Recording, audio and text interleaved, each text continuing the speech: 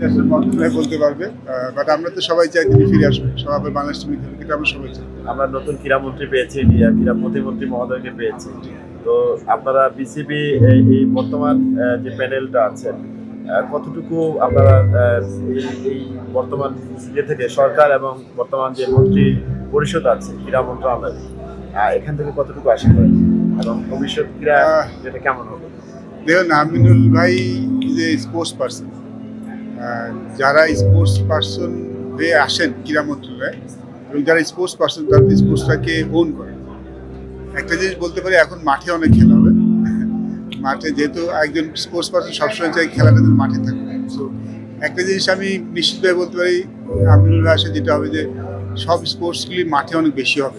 আমাদের দেশে কিন্তু এখন আমরা যদি স্পোর্টসের উন্নতির কথা বলি, একটা বড় সেটব্যাক হচ্ছে আমাদের। আপনি দেখবেন ইভেন মফস্বলে এখন আগের মতো খেলা হয় না। ইভেন আমরা যখন ছোটো ছিলাম তখন কিন্তু আমরা সারা বছর খেলতাম, ফুটবল, ক্রিকেট, হকি, ব্যাডমিন্টন সারা বছর খেলছিলাম, বিভিন্ন খেলা হতো। ওই খেলাগুলি কিন্তু ঢাকা বাংলাদেশে কমে গেছে। সেই খেলাগুলি মাঠে ফেরাটা খুব ইম্পর্টেন্ট। আমি নিশ্চিত আমিনুল ভাই ফিরে আসে, আমিনুল ভাই আসায় এই খেলাগুলি সব মাঠে ফিরে আসবে।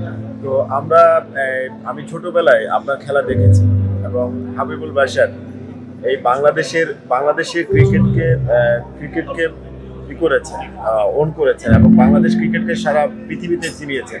সেই হাবিবুল বাশার, সুমন ভাই আর এখনকার সুমন ভাই, এই দুটোর মধ্যে কোনো পার্থক্য আছে কিনা? প্লেইং ক্যারিয়ার একরকম, প্লেইং ক্যারিয়ার পরে লাইফটা আসলে অন্যরকম। বাট আমি এখনো স্পোর্টস নিয়ে আছি, আগে খেলতাম আর এখন খেলাটাকে গিয়ে প্রসার বানানোর সেই চেষ্টা করে যাচ্ছি। এতে কিছু তর্ক বিতর্ক আছে, কিছু গসিপ আছে, এগুলোকে ওভারকাম করে বাংলাদেশ ক্রিকেট কি আবার পুনরায় আবার সেই আগের অবস্থান ফিরে পাবে কিনা, এবং বাংলাদেশ ক্রিকেট কিন্তু বিশ্বকাপে যায়নি খেলতে। তো এটার মূল কারণটা কি, আপনারা কি বলবেন? দেখুন, ফার্স্ট অফ অল আমরা যে বিশ্বকাপটা মিস করলাম এটা খুব দুঃখজনক। আমরা যারা খেলাটার মধ্যে আছি তাদের জন্য, সবাই জন্য একটা কঠিন পরিস্থিতি ছিল যে বাংলাদেশ ওয়ার্ল্ড কাপ খেলছে না। আমরা আসলে সবাই খুব হতাশ ছিলাম। বাট আমার মনে হয় যে দেখুন, বাংলাদেশকে ভালো মন্দ মিশিয়ে কিন্তু বাংলাদেশ, আমরা ভালো করেছি, খারাপও করেছি, বাট আমরা আরও ভালো করতে পারি। আমরা সেই চেষ্টাই করেছি, সবাই মিলে সেই চেষ্টা করলে বাংলাদেশকে সামনে আরও ভালো করতে পারি। দেখুন, বাংলাদেশ যে খারাপ করছে তা কিন্তু বলবো না আমি। বাংলাদেশকে এখন যে পর্যায়ে আছে, আমরা ভালো খারাপের মাঝখানে আছি।